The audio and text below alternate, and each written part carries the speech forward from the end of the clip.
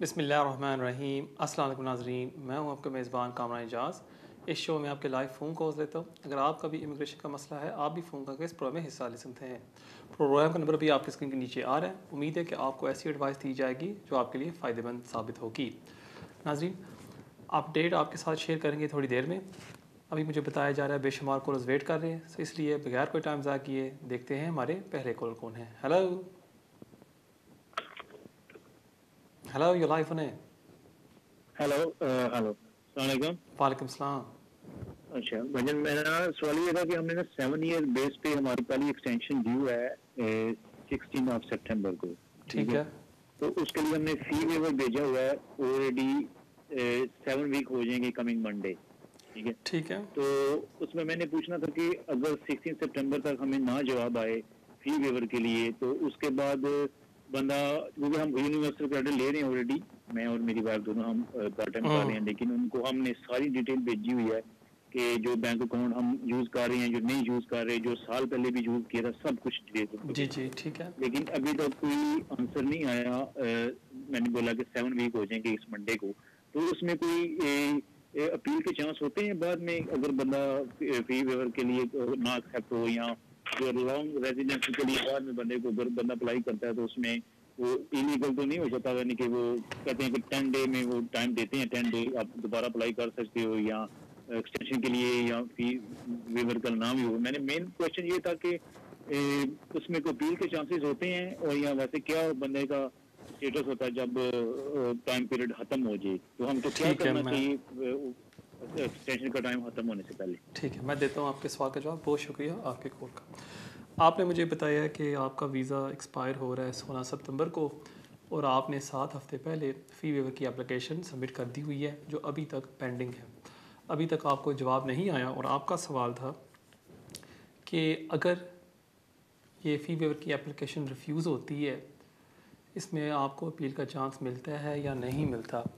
अगर आपकी फ़ी waiver application refuse हो जाती है, इसमें आपको अपील का चांस नहीं मिलता। लेकिन जो होम ऑफिस की पॉलिसी है जो केस वर्कर्स को दी जाती है, वो है कि अगर कोई भी डॉक्यूमेंट होम ऑफिस आपके साथ क्वेश्चन करना चाहती है या कोई इन्फॉर्मेशन आपसे साथ लेना चाहती है, वो केस वर्कर्स को गाइडेंस देती है कि आप वो इंक्वायरीज़ एप्लीकेंट के साथ रेज़ करें। सो फ़र्ज़ करें आपने एप्लीकेशन जो अभी सबमिट की है, आपने मुझे बताया है कि आपने सारे डॉक्यूमेंट्स लगा दिए हैं, benefit letters, bank statements, everything.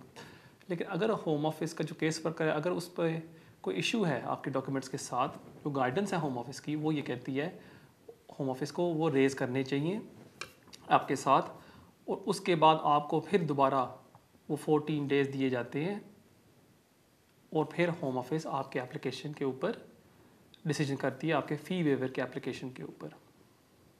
अब यहाँ एक सवाल उठता है जो आपने मुझे पूछा है कि अगर आपका फ़ी वेवर एप्लीकेशन पेंडिंग रहता है 16 सितंबर के बाद भी, और कोई डिसीजन नहीं आती, फिर क्या होगा? फिर भी 3C के तहत आपकी लीव कैरी ऑन होगी। सो इसमें कोई परेशानी की बात नहीं। अब फ़र्ज़ करें उसके बाद होम ऑफिस आपके एप्लीकेशन के ऊपर कोई इंक्वायरीज रेज़ करती हैं, और आपको फ़ैसला आता है फ़र्ज़ करें 23 सितंबर को, और आपके एप्लीकेशन को वो ग्रांट कर देते हैं।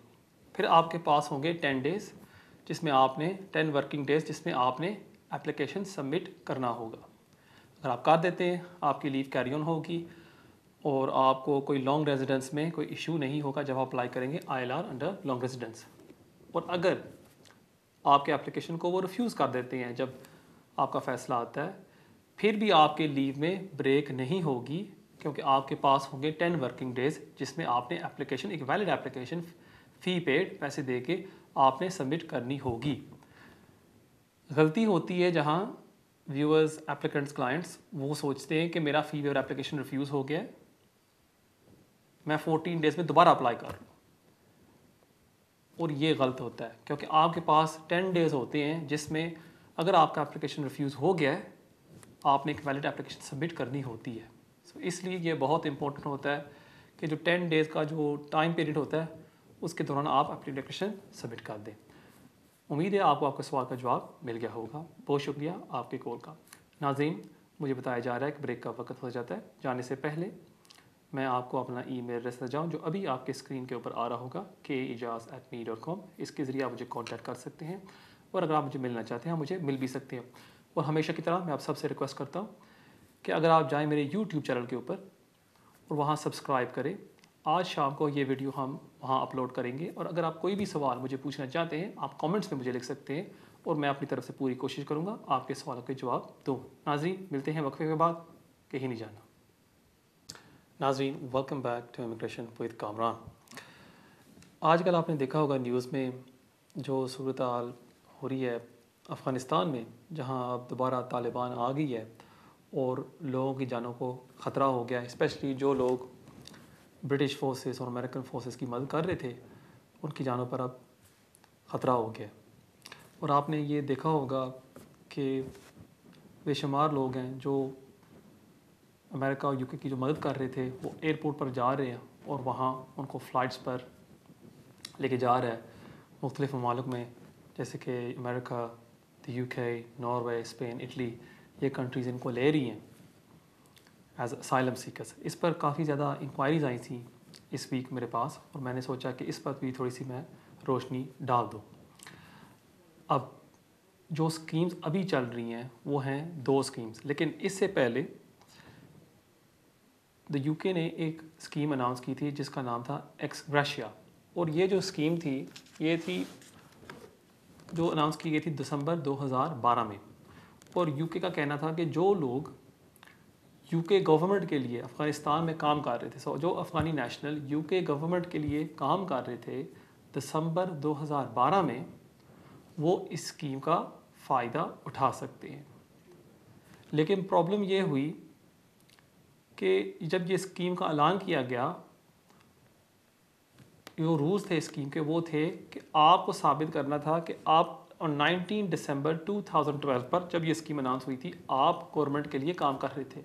अगर आप पहले काम कर रहे थे और 19 दिसंबर 2012 को आपने छोड़ दिया था उससे पहले, फिर आप इस स्कीम का फ़ायदा नहीं उठा सकते थे।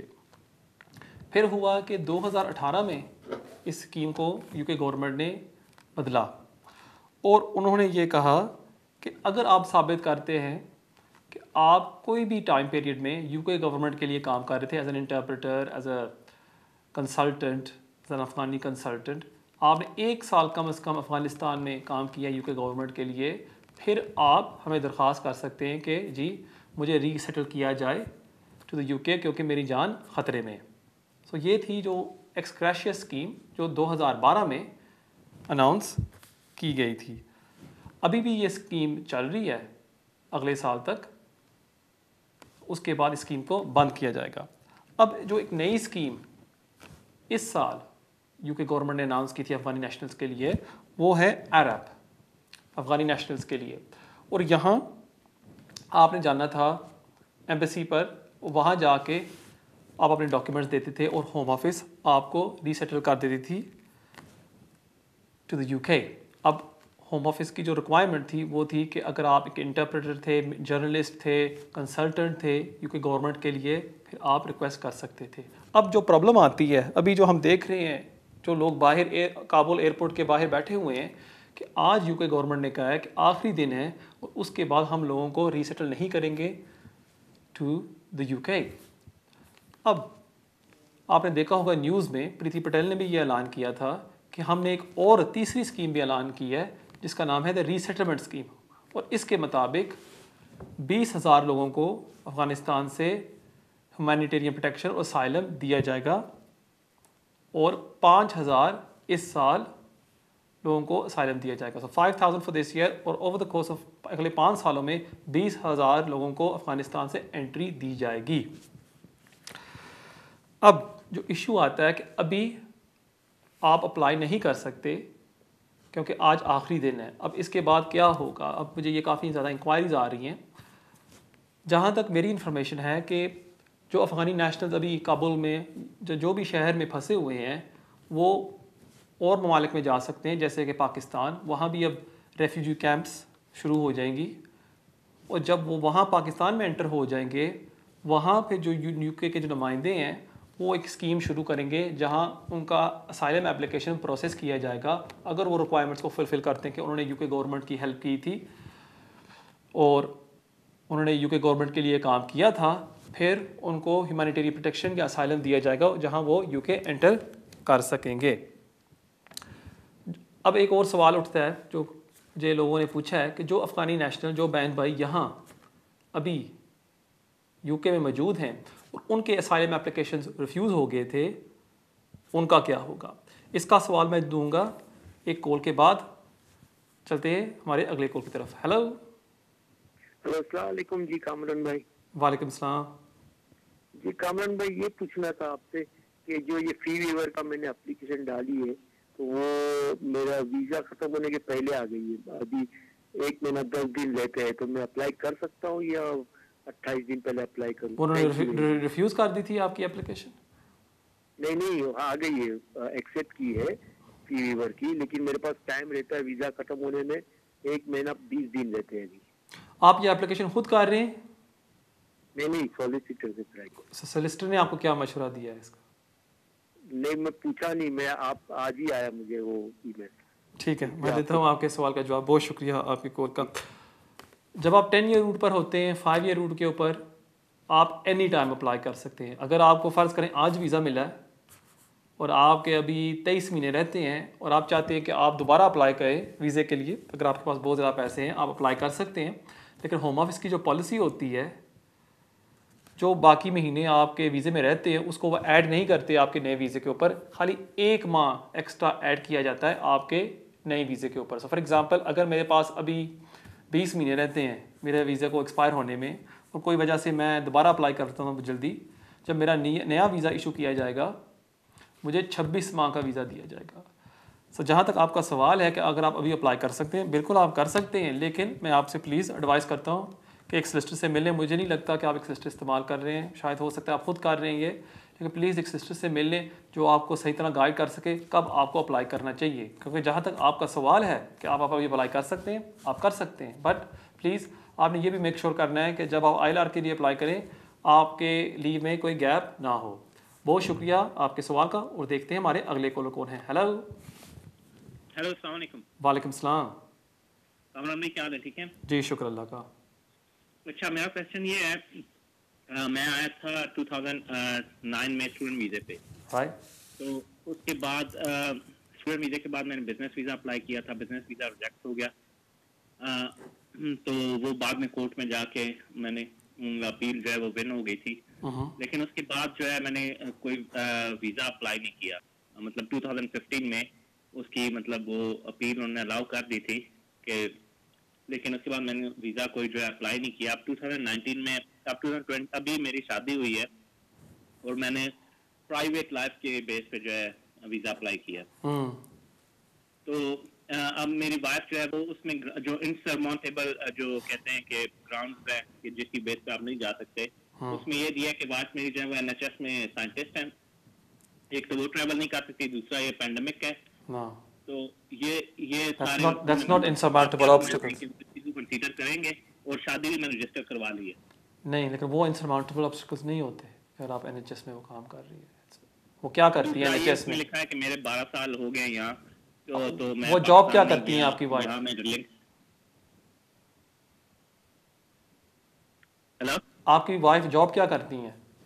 वो बायोमेडिकल साइंटिस्ट हैं। So doctor, shall we say, what's her job title? And she's working on COVID basically. ठीक है, but I don't think that's an insurmountable obstacle. नहीं। So what else do you think like? नहीं, वो insurmountable। आपने solicitor को engage किया था इस application में या खुद ही डाला था?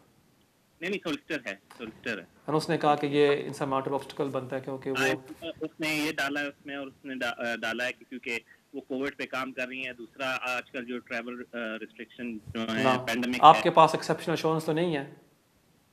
So if you had exceptional assurance कि आपके पास फॉर एग्जांपल आप यहाँ विजिट वीज़े पर आए और होम ऑफिस ने एक्सटेंड कर दिया वो एक्सेप्शनल एश्योरेंस फॉर एग्जांपल अक्टूबर, आप वापस नहीं जा सके because Pakistan is on the for example red list, आपने एक्सेप्शनल एश्योरेंस ले ली, वो आपकी किस्म की समझ लें किस्म की वैलिड लीव होती है और फिर आपने कहा होम ऑफिस को, लोग I can't go back, so I can make this application in country. चलो मैं देता हूँ आपके सवाल का जवाब। बहुत शुक्रिया आपके कॉल का। जहाँ तक आपका ये सवाल है कि इंसरमाउंटेबल ऑब्स्टिकल्स, अगेन तफसील में मैंने आपका केस तो नहीं देखा, लेकिन जो आप मुझे बता रहे हैं this does not seem like an insurmountable obstacles, क्योंकि फॉर एग्जांपल जैसे अभी हम देख रहे हैं कि कोरोना वायरस के नंबर्स वो तो कम होते जा रहे हैं एवरी वीक एवरी मंथ। सो 6-8 मंथ्स टाइम जब आपका एप्लीकेशन वो कंसिडर करेंगे, जब वहाँ उस टाइम केसेस बहुत ही कम हो जाएंगे, फिर वो इंसरमाउंटेबल होगा या नहीं। जहाँ तक आपका जो दूसरा जो आपने ग्राउंड बनाया है कि आप वापस नहीं जा सकते पाकिस्तान क्योंकि कोविड है, वो आर्गूमेंट इस्तेमाल करने के लिए आपके पास एक्सेप्शनल इंश्योरेंस होनी चाहिए, फिर ही आप उसका फ़ायदा उठा सकते हैं। फॉर एग्जांपल अगर मैं यहाँ विज़िट वीज़े पर आया था कोरोना वायरस पेंडेमिक के दौरान, अब मैं वापस नहीं जा सका, होम ऑफिस आपको एक्सेप्शन इंश्योरेंस देती जाती है, और उसके बाद अगर आपकी शादी हो जाती थी फिर आप अप्लाई कर सकते थे एज अ पार्टनर, जो एप्लीकेशन अमूमन आपको आउट कंट्री सबमिट करना होता है।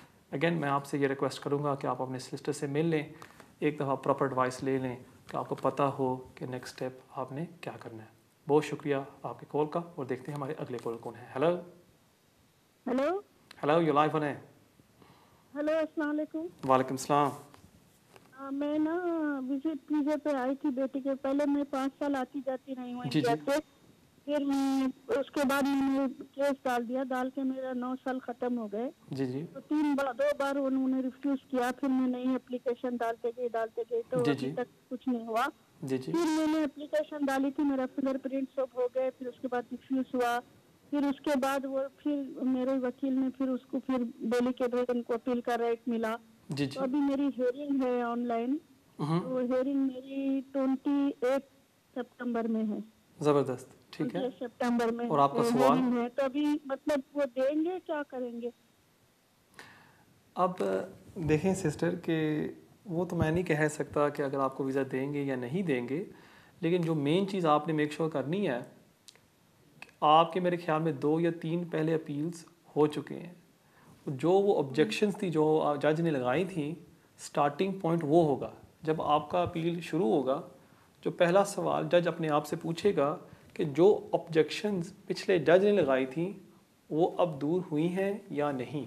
और इसलिए मैं हमेशा सब क्लाइंट्स को, व्यूअर्स को कहता हूँ कि जब भी आप कोई एप्लीकेशन सबमिट करें, मेक श्योर करें कि आपने जो पहले ऑब्जेक्शंस थी उसको आपने सही तरह एड्रेस कर दिया है, उसका जवाब आपने दे दिया। कि अगर आप नहीं करते, अब फिर आप एप्लीकेशन डाल देते हैं, चंद लेटर्स आप दोस्तों से लगा देते हैं, एक जीपी का लेटर लगा देते हैं, रिज़ल्ट वो ही आपको मिलेगा जो आपको पहले मिला था।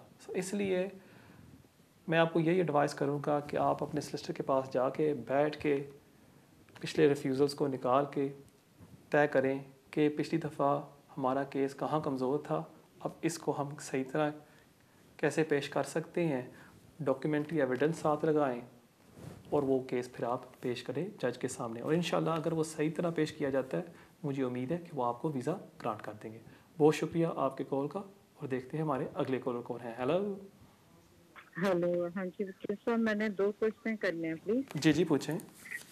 पहला क्वेश्चन तो ये वकील साहब, हमने ना 7 ईयर बेस पे हमें वीजा मिला है। राइट तो उसकी फर्स्ट एक्सटेंशन गई हुई है, हमने फरवरी में लगाई थी, 7 महीने हो गए हैं। राइट तो मेरे 2 छोटे बच्चे हैं, लाइक छोटे नहीं 17-18 है, वो दोनों अप्रेंटिसशिप कर रहे हैं। जी जी तो उनके जो कॉलेजेस वाले हैं वो पूछ रहे हैं कि आपका वीजा नहीं है, आपने फिर हमने लेटर दे दी उनको सॉलिसिटर से कि ये पढ़ सकते हैं। अब लेकिन दोबारा फिर वो पूछते हैं, तो होम ऑफिस को हम मेल कर सकते हैं ये बात मेंशन करके कि बच्चों को दोबारा कॉलेज वाले पूछ रहे हैं कि वीजा नहीं आया। एक क्वेश्चन तो ये है। दूसरा क्वेश्चन ये है कि सर मैं 2009 में आई थी एज ए स्टूडेंट। जी जी तो मेरे को 3 साल का वीजा मिला था 2012 तक। उसके बाद फिर हमने कॉलेज वगैरह रिवोक हो गए, जी तो जी फिर उसके बाद नए कॉलेज लिए, दूसरा भी हो गया। फिर मेरी वीजे मिले, तो उसके बाद लीव का टेल हो गई। फिर हम ह्यूमन राइट पे आ गए थे। तो उसके बाद हम कंटिन्यू ही थे। तो मैं ये पूछना चाहती हूँ कि जैसे जुडिशियल रिव्यू में गए, अपील में गए, कभी रिफ्यूज हो गई, कभी हम कंटिन्यू रहे। फिर 2018 तक हम कंटिन्यू रहे। तो 7 साल के बेस पे हमें 2018 जुलाई में वीजा आ गया था, जी जिसके जी यहाँ पे अब चल रहा है। तो मैंने ये पूछना कि हम इंडेफिनिट के लिए अप्लाई कर सकते हैं ड्यू टू 10 ईयर। ठीक है, मेरा आपसे एक सवाल है सिस्टर कि आपने मुझे बताया कि आप जुडिशियल रिव्यू में गए, वो जो जुडिशियल रिव्यूज़ आपने डाले थे उसका नतीजा क्या था कि होम ऑफिस ने एप्लीकेशन केस को विड्रॉ कर दिया था या वो जज ने डिसमिस कर दिया था, आपने फ्रेश एप्लीकेशन डालनी थी? आपको याद है इसमें क्या हुआ था? जी जी जी, मेरे को याद है। उन्होंने पहले तो मेरा कॉलेज ही रिवोक हो गया ना, तो फिर हमने अपील डाली, तो बच्चों को अभी 7 साल नहीं हुए थे। वो कह रहे थे कि अभी 7 साल आपके बच्चों के नहीं हुए, इसलिए अपील डिसमिस कर दी उन्होंने। डिसमिस कर दी, ठीक है, 2015 की बात है। ठीक है, सर डिसमिस फिर हो गए, उसके ठीक है। बाद- उसके बाद आपने क्या किया जब डिसमिस होगी? फ्रेश एप्लीकेशन सबमिट की? हाँ जी, उसके बाद फिर हमने उन्होंने फर्स्ट ट्रिब्यूनल से 2015 में रिफ्यूज कर दिया, फिर अपर ट्रिब्यूनल में गए। जी जी, मैं फिर समझ गया। उन्होंने- हाँ जी, मैं देता हूँ तो आपके फिर- सवाल का जवाब, ठीक है। ठीक है। बहुत शुक्रिया आपके कॉल का। मुझे बताया जा रहा है कि ब्रेक का वक्त हो जाता है। इस सवाल का जवाब मैं दूंगा ब्रेक के बाद। जाने से पहले मैं दोबारा आपको अपना ईमेल एड्रेस देता जाऊँ जो अभी आपके स्क्रीन के ऊपर आ रहा होगा, keijaz@me.com। इसके ज़रिए आप मुझे कॉन्टैक्ट कर सकते हैं और अगर आप मुझे मिलना चाहते हैं कोई भी एडवाइस के लिए, आप मुझे मिल भी सकते हैं। नाज़रीन, मिलते हैं ब्रेक के बाद। Welcome back. ब्रेक से पहले एक सिस्टर ने सवाल पूछा था कि उन्होंने फरवरी में 7 ईयर चाइल्ड बेसिस के ऊपर एप्लीकेशन सबमिट की है, जिसमें उनके जो 2 बेटे हैं, 2 चिल्ड्रन, वो डिपेंडेंट हैं, जो हैं ओवर 18, और अब वो कॉलेज में पढ़ रहे हैं और कॉलेज उनसे मांग रही है कन्फर्मेशन के उनकी एप्लीकेशन गई हुई है होम ऑफिस में। अब वैसे तो आजकल होम ऑफिस कोई कन्फर्मेशन नहीं भेजती कि हम आपके एप्लीकेशन को कंसिडर कर रहे हैं।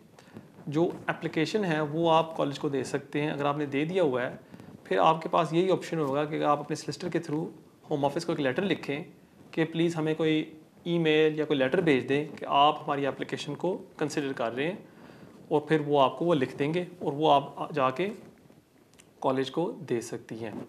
जहाँ तक आपका दूसरा सवाल है, आपने मुझे बताया कि आप आई थी 2009 में स्टूडेंट वीज़े के ऊपर, जो चलता रहा 2012 तक। उसके बाद आपका वीज़ा कर्टेल हो गया, आपने जुडिशल रिव्यूज़ एप्लीकेशन सबमिट किए और आपने ये मुझे बताया था कि 15 में आपका जुडिशल रिव्यू डिसमिस हो गया था।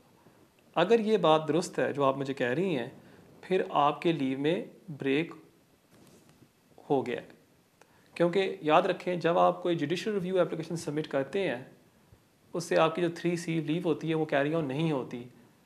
उस टाइम होती है एक शर्त पर कि जब होम ऑफिस उस जुडिशल रिव्यू एप्लीकेशन को विड्रॉ कर देती है और कहती है कि हम दोबारा अपना फ़ैसला रिकन्सिडर करेंगे। अगर ये नहीं हुआ, क्योंकि आप मुझे बता रहे हैं कि वो एप्लीकेशन आपकी डिसमिस हो गई थी, फिर आपकी लीव में ब्रेक हो गया है, और मेरे ख्याल में आपको लॉन्ग रेजिडेंस की एप्लीकेशन सबमिट नहीं करनी चाहिए क्योंकि आपके पैसे ज़ाया जाएंगे। लेकिन 100% कन्फर्मेशन के लिए मैं आपको ये एडवाइस करूँगा कि आप अपनी सब्जेक्ट एक्सेस होम ऑफिस से मंगवा लें। एक फ्री एप्लीकेशन वो होती है और विदिन 4-5 वीक्स में आपको आपका होम ऑफिस रिकॉर्ड वो भेज देते हैं ईमेल के ज़रिए, और वहाँ आप चेक कर सकते हैं कि आपके लीव में कोई ब्रेक हुआ है या नहीं हुआ, और फिर आप तय कर सकती हैं कि आपको एप्लीकेशन सबमिट करना चाहिए या नहीं।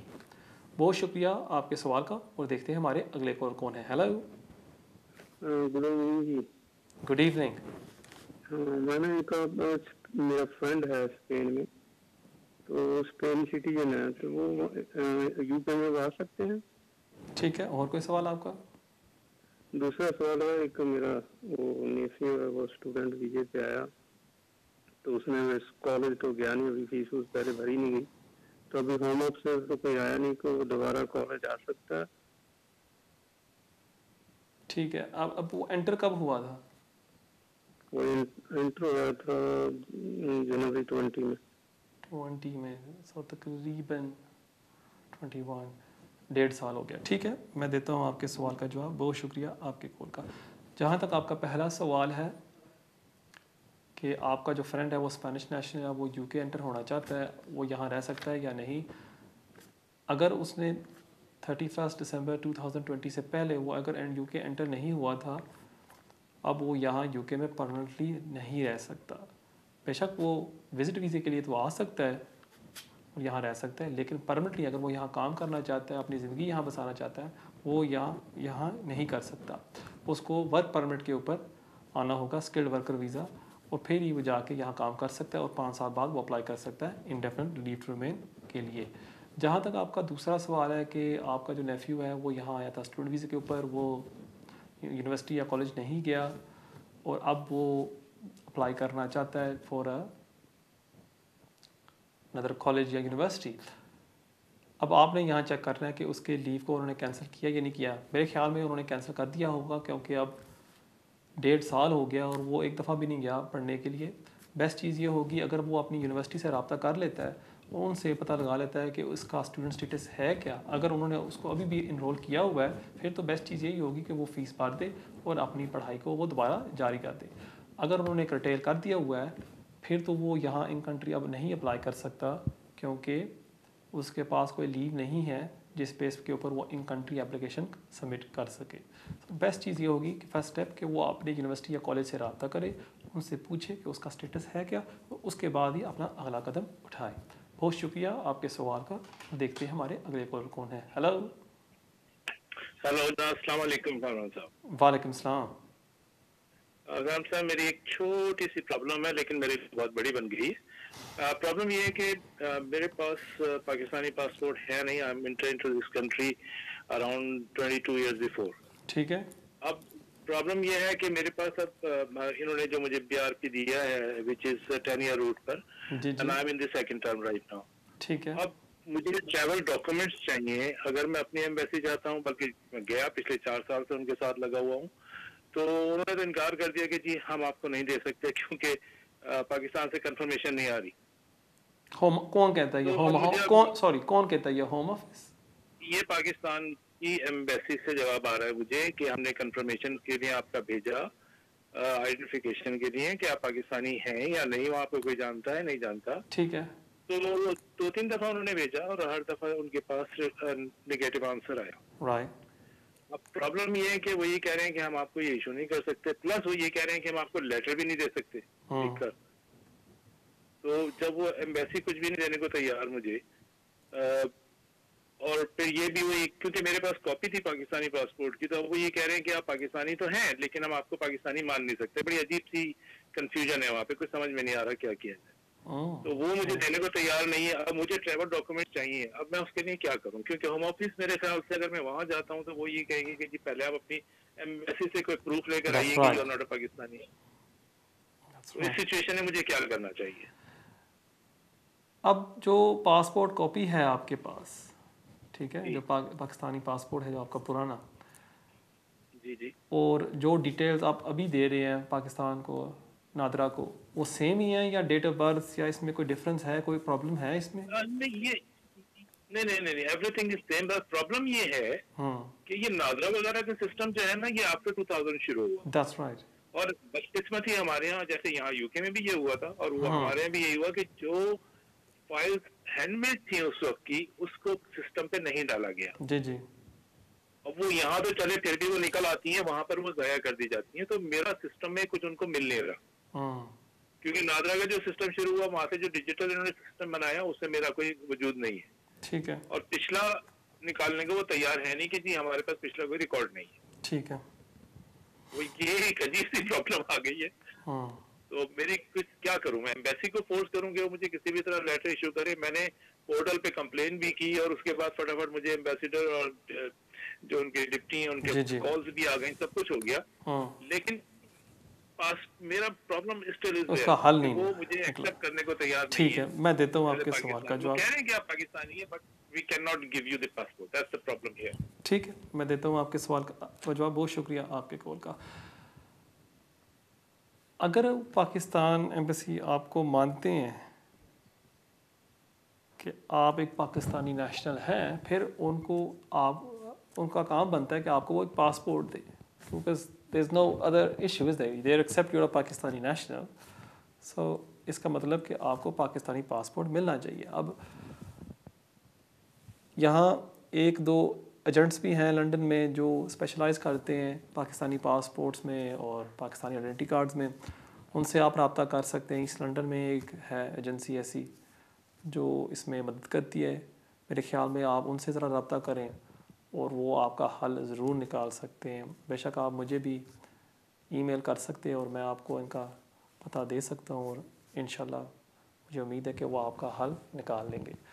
अगर उसके बावजूद भी आपका मसला नहीं हल होता, फिर हम ये कर सकते हैं कि होम ऑफिस को रिक्वेस्ट कर सकते हैं कि जी मैं असाइलम सीकर तो नहीं हूँ, लेकिन ये मसला आ गया है और मैंने ट्रैवल करना है, मेरी यहाँ मदद की जाए। और हो सकता है होम ऑफिस कोई डिस्कशन इस्तेमाल करके आपको कोई ट्रैवल डॉक्यूमेंट या कोई ऐसी सर्टिफिकेट ऑफ ट्रैवल इशू कर दे जिस पर आप ट्रैवल कर सकें। So first step would be, मैं कहूँगा कि आप मुझे अगर ईमेल भेज दें और फिर मैं आपको इन टच कर सकता हूँ एक एजेंट के साथ जो शायद आपकी मदद कर सके। बहुत शुक्रिया आपके सवाल का, और देखते हैं हमारे अगले कॉलर कौन है। हेलो। वालेकुम सलाम। जी मेरा आपसे एक क्वेश्चन था कि जिसमें अगर हमारी एक्सटेंशन ड्यू हो तो अगर हम फ्री वेवर के लिए अप्लाई करें और इन द मेन टाइम अगर होम ऑफिस का कोई जवाब नहीं आता तो उस सूरत में क्या कर सकते हैं? आपने फी वेवर की एप्लीकेशन लीव होने से पहले सबमिट की थी या उसके बाद? नहीं, अभी एटलीस्ट 2 मंथ्स है वैलिड लीव में, तो अभी हम अप्लाई कर रहे हैं। तो अगर कैसे नहीं कि अगर जैसे आपकी वैलिड लीव है, जब तक अगर होम ऑफिस का रिप्लाई नहीं आता फ्री वेवर के लिए तो उस टाइम पे क्या कर सकते हैं? तो उससे अगर आपका मतलब वीजा एक्सपायर हो जाए और होम ऑफिस ने आपको रिप्लाई नहीं किया फ्री वेवर के लिए, ठीक है, मैं देता हूँ तो उससे आपकी लीव पे कोई इफेक्ट तो नहीं पड़ता? ठीक है, मैं देता हूँ आपके सवाल का जवाब। बहुत शुक्रिया आपके कॉल का। अगर आप फी वेवर की एप्लीकेशन सबमिट कर देते हैं लीव एक्सपायर होने से पहले और आपका जवाब नहीं आता, फिर तो आपको वेट ही करना होगा जवाब का।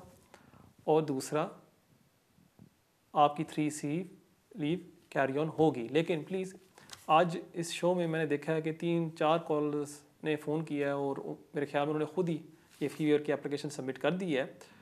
जब आप इस प्रोग्राम में देखते हैं कि जी मैं आपको एक्सप्लेन करता हूँ कि फी वेवर की एप्लीकेशन की ये रिक्वायरमेंट्स हैं, या सोशल मीडिया पर आप देखते हैं सॉलिसिटर एक तस्वीर लगा देते हैं 5 फी वेवर्स ग्रांटेड टुडे, या आप फॉरम्स पर जाते हैं जहाँ लोग हमेशा ये कहते हैं it's easy bro do self, ये इनका एग्जैक्ट कोटेशन होता है, डू सेल्फ ब्रो।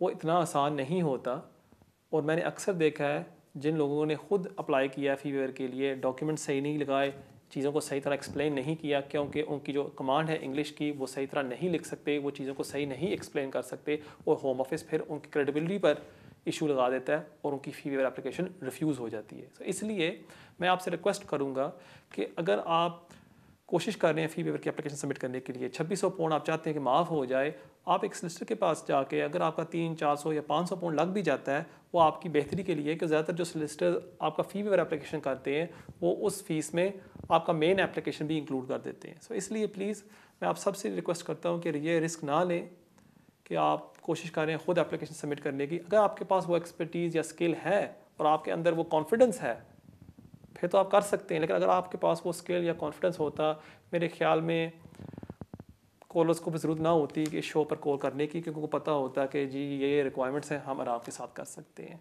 और क्योंकि वो कॉन्फिडेंस आपके पास नहीं होती, फिर आप यहाँ कॉल करते हैं, लेकिन जब आप खुद करते हैं आप अपना नुकसान कर लेते हैं। इसलिए प्लीज़ मैं आप सबसे रिक्वेस्ट करता हूँ कि अगर आप फ़ी वेवर एप्लीकेशन सबमिट करने की कोशिश कर रहे हैं, एक दफ़ा एक सॉलिसिटर से ज़रूर मिल लें। बहुत शुक्रिया आपके कॉल का।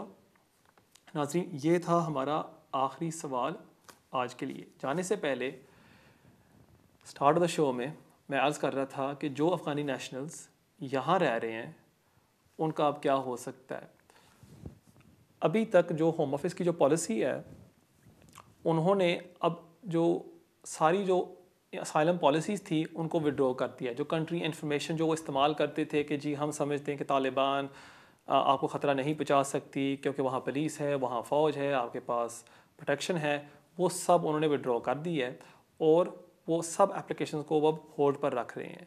दूसरा, उन्होंने कोर्ट से भी दरख्वास्त की है कि जी जो अफ़गानिस्तान नेशनल्स के अपील्स हैं उनको अभी अजर्न किया जाए, और जैसे ही सिचुएशन बेहतर होता है या हम अपनी पॉलिसी को अमेंड करते हैं फिर वो एप्लीकेशंस पर फैसला किया जाए। लेकिन जजेस ने अभी तक उन रिक्वेस्ट को रिफ्यूज़ कर दिया है और वो कह रहे हैं कि नहीं, अगर आज अपैलेंट्स को ख़तरा है हम इस बेस के ऊपर फ़ैसला करेंगे और मोस्ट लाइकली उन लोगों को वीज़ा मिल जाएगा।